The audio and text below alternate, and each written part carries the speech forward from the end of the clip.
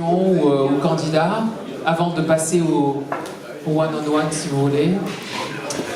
Alors je vais commencer peut-être, poser la question. Ok, je vais y aller d'abord et après je... Damien ?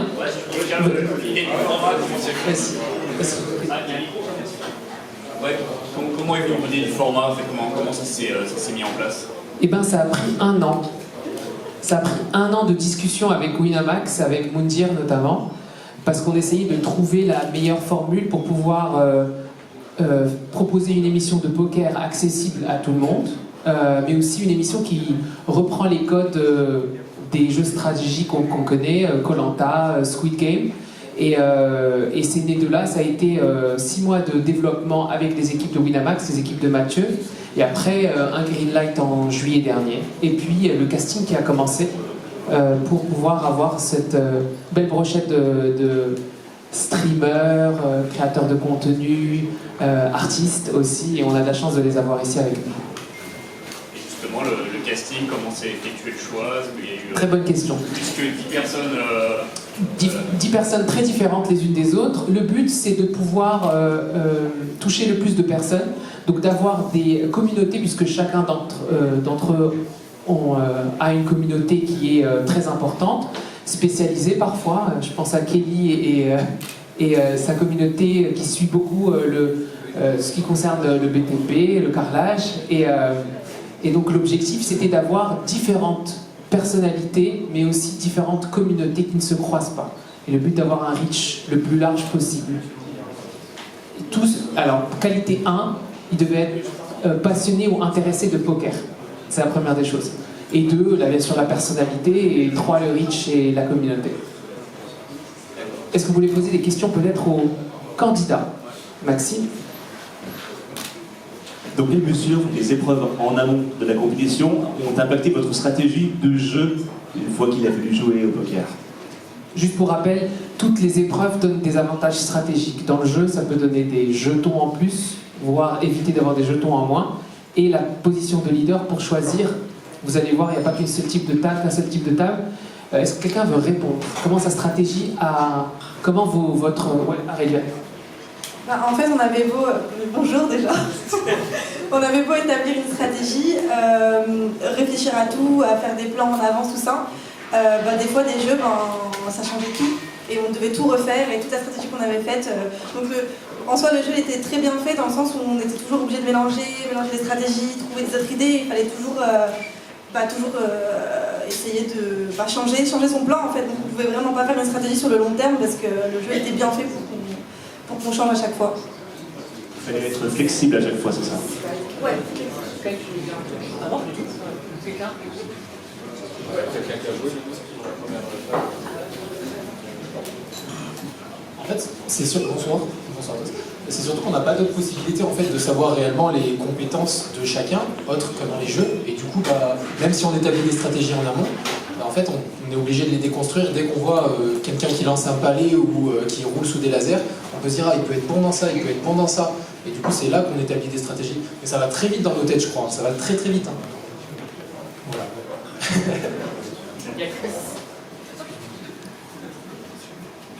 Bonjour.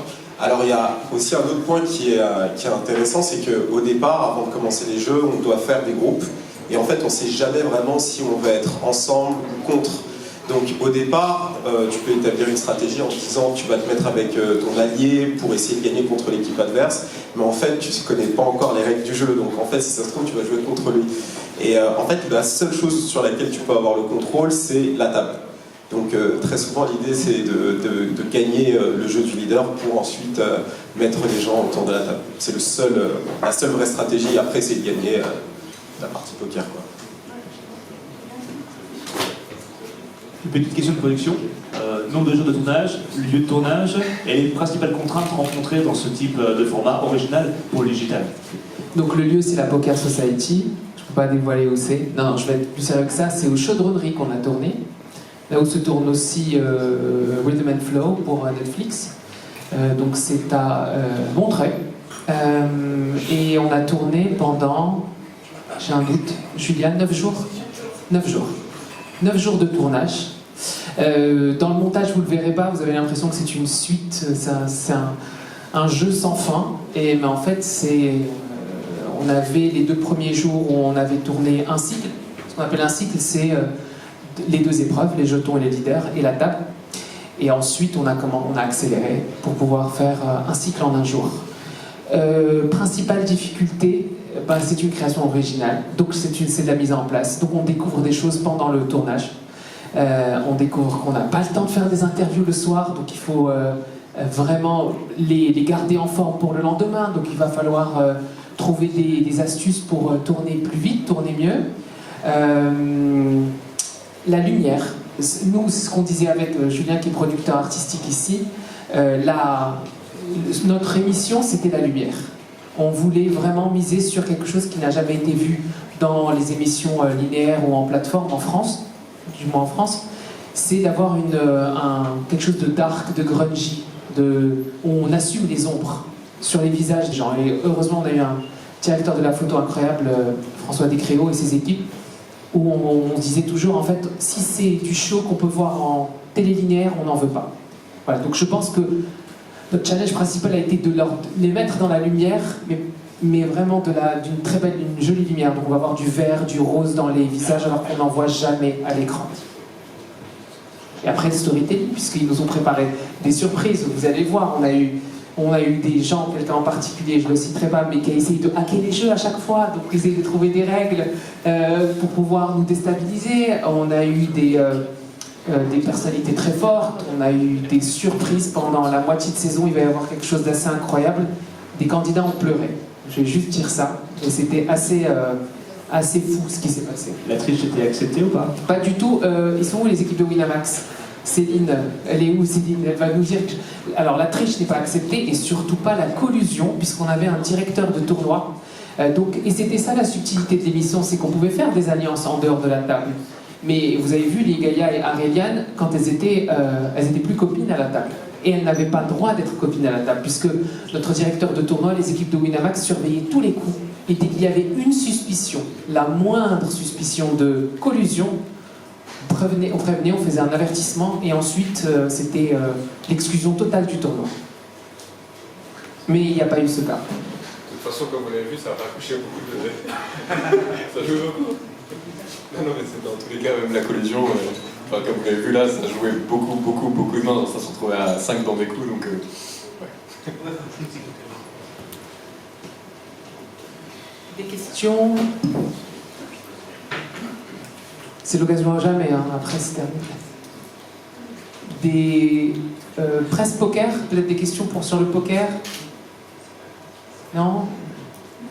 C'est rare quand ils sont timides quand même. Hein. Une autre question sur, je sais pas, sur les commentateurs, sur Pierre, sur Moundir, sur... Non? Tout est clair pour vous? Super. Donc, on va vous laisser le temps donc, de faire des interviews one-to-one. Je te donne juste la parole, Sky. Je voulais juste vous remercier d'être tous là. Merci beaucoup. Pour DreamSpark, c'est une première. Pour beaucoup de personnes chez DreamSpark, non. Mais pour DreamSpark, c'est une première. Donc, je remercie beaucoup les équipes de DreamSpark et des prestataires d'avoir fait ce petit bijou. Pour nous, c'est une petite révolution. On essaie de pousser les limites du format de flux, comme on l'appelle. Et je voulais aussi vous remercier, vous journalistes, d'être là. Si vous avez des questions, on a une salle en haut pour faire des questions one-to-one, des questions en vidéo aussi. Moi j'ai une question. Si c'était à refaire, vous le referiez? Parce que l'émission vous a plu. Alors je vais parler pour moi, mais oui, tous les jours. Je pense qu'on a rarement l'occasion dans une vie de participer à un jeu aussi complet et complexe, se projeter dans une compétition totale avec 10 personnes, c'est unique. Se réveiller le matin, penser stratégie, manger au midi stratégie, se coucher le soir stratégie, ne pas dormir la nuit parce qu'on pense stratégie, c'est un truc que j'avais jamais expérimenté. Et franchement, au moment où j'en parle, j'en ai encore des frissons. Donc si on m'invite pour une nouvelle saison, évidemment, c'est oui. Tous les jours, c'est très clair, c'est très clair. C'est placé comme ça. C'est placé, voilà. Tu as entendu le mot. Non mais moi, Winamax avait entendu, c'est une saison All-Star qu'il demande. Ouais. Quelqu'un voulait dire quelque chose? Bah, perso, bonjour à tous, c'est Pascal. Et en vrai, j'ai fait pas mal de compétitions, je suis très compétiteur. Et honnêtement, moi, j'étais comme un poisson dans l'eau quand ils ont casté, j'étais en mode, j'étais en larmes carrément parce que, en fait, moi j'adore les émissions un peu type Squid Game. Et là, je trouve que rassembler un peu Squid Game et le poker, moi je suis passionné de poker aussi. Et je me suis dit, ça peut peut-être faire découvrir aux gens que le poker, il y a un côté hyper stratégique, mais en même temps un côté social et un côté ludique. Et le côté stratégie, moi j'adore. Quand j'entends des règles, j'adore essayer de trouver des subtilités, des choses comme ça, et j'aime trop. Et comme ils expliquaient qu'on n'a pas les règles au début, du coup, je suis en stress, j'anticipe. C'est lui qui essayait de nous attirer. Ouais, c'est peut-être moi qui ai essayé d'accueillir des jeux, mais tranquille. Mais non, mais j'aime trop ça en fait. Là, je me sens tellement. Je sais pas, je me sens giga épanoui. On a créé des liens forts avec des gens que je connaissais pas, et en fait, ça se voit peut-être pas à la caméra parce que. Mais nous, on tournait, je sais pas, de 8h à 22h le soir, et donc c'était vraiment super intense. Et en termes d'émotion, c'est un truc qu'on peut pas vivre ailleurs, quoi. C'est bon, arrête de parler. Ah oui, d'accord, j'ai peut-être. Non, mais on tournait beaucoup, mais en vrai, non, c'était trop bien. Ok, j'ai rien dit. Non, mais en vrai, bref, c'était incroyable et on était à fond dedans. Et je pense que jamais on déconnectait, on était tout le temps à fond, et que ce soit à la table, que ce soit en dehors.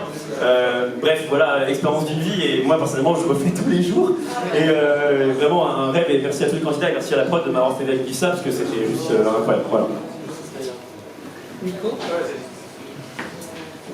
Bonsoir à tous. Pour ma part, on devient accro, en fait, pour répondre à la question. On devient accro, on rentre dans le jeu, et on ne veut plus sortir du jeu. Pour être sincère, je rêvais de ce jeu, des tables, je rêvais des cartes, parce que je ne savais pas ce que j'allais faire comme stratégie le lendemain. Mais franchement, je referais 10 fois ce jeu, parce que j'ai adoré de participer. Et merci, franchement, merci que vous étiez une équipe super, sauf 9. Donc voilà. Merci.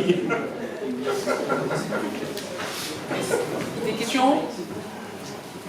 Un dernier mot peut-être de chacun. On fait un petit dernier mot de chacun, rapide, à la Sky.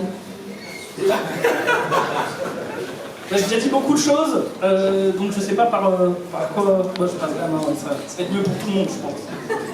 Non, tout simplement que c'était une expérience incroyable. Pour répondre, je referai aussi 100 fois. Et c'est trop bien, expérience humaine, expérience sociale, tout est réuni. C'était incroyable. J'espère que ça va se retranscrire à la caméra.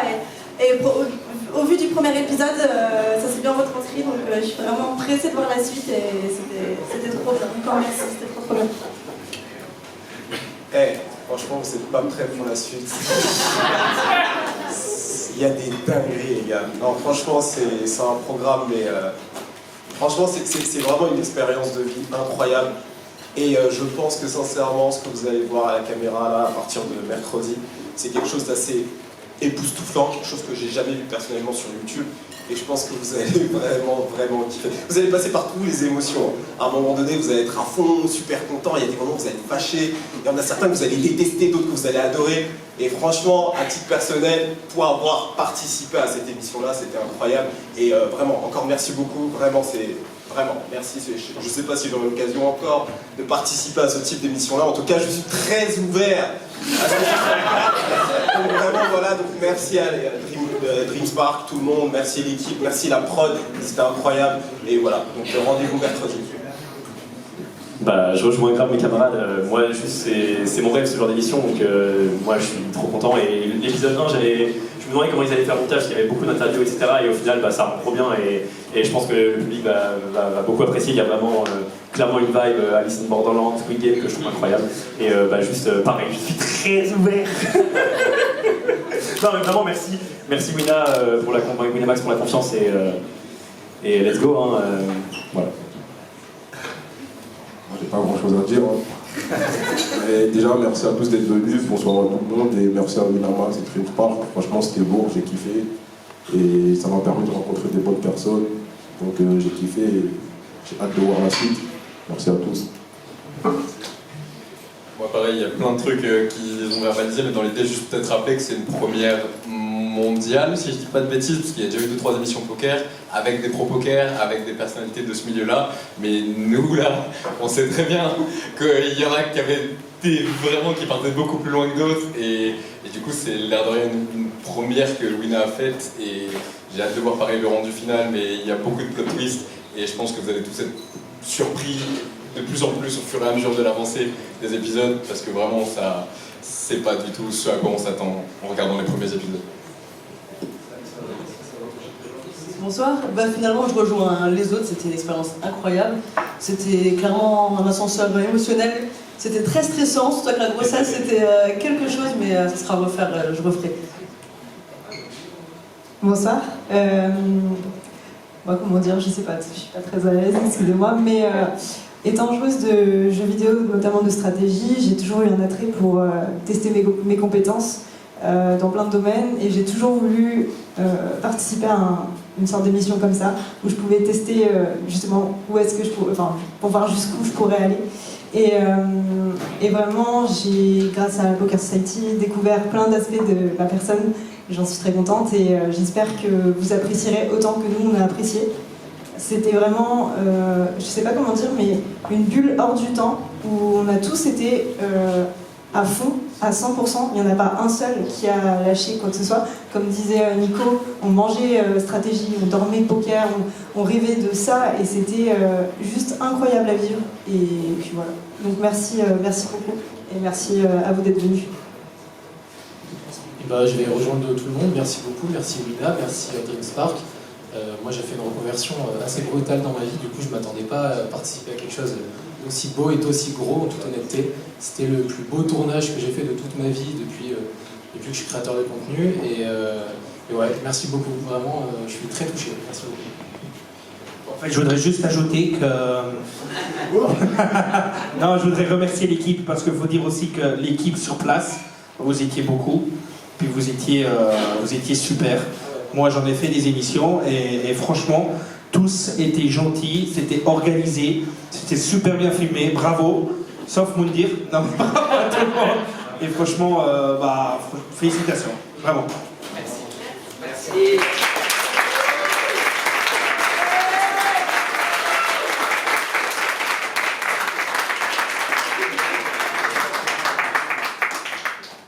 Le cocktail est ouvert, allez-y, bar, nourriture.